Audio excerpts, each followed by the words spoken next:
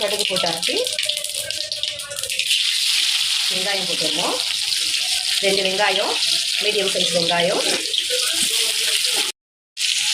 தக்காளி போட்டாச்சு. நல்லா வதக்கிக்கலாம். நல்லா வதங்கட்டும்.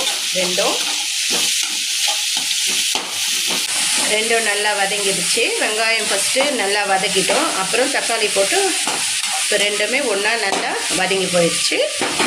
இப்போது இஞ்சி பூண்டு சேர்த்துக்குவோம். சரிங்களா? இடித்து வச்ச இஞ்சி பூண்டு.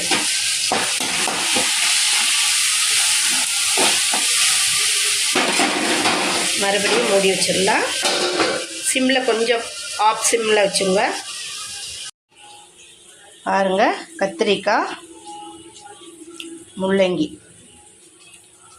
போட்டுடலாமா? நல்லா வதங்கிருச்சு.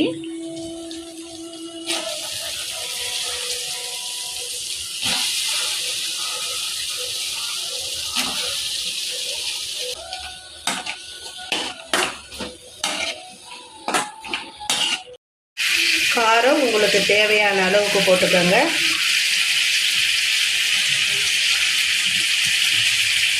நான் ஒரு 3 டீஸ்பூன் போட்டுக்கிட்டேங்க. இப்போ உப்பு போட்டுக்கிட்டேன். கல் உப்பு தான் நான் யூஸ் பண்ணுவேன். சாதா கல் உப்பு. கருவேப்பிலை போட்டாச்சு. கொத்தமல்லி போட்டாச்சு. ஒரு கலரிட்டு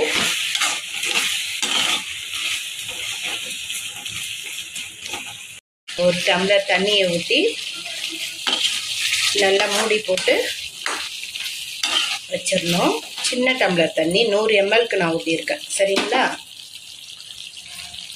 மூடி போட்டுடலாம். திறந்து பார்ப்போமா? நல்லா பாருங்கள், எண்ணெய்லாம் நல்லா மேலே மிதக்கி வருது. சரிங்களா?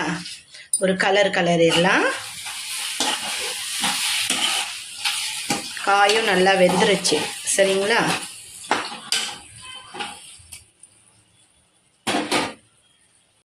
இப்போ நான் ஒரு 7-8 முட்டை வேக வச்சுருக்கேன்.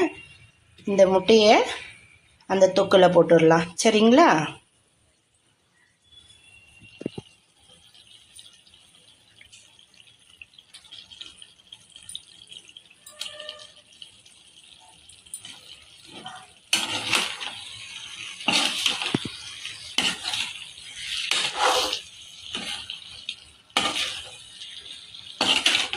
நல்லா இருக்குங்க. செஞ்சு சாப்பிடுங்க.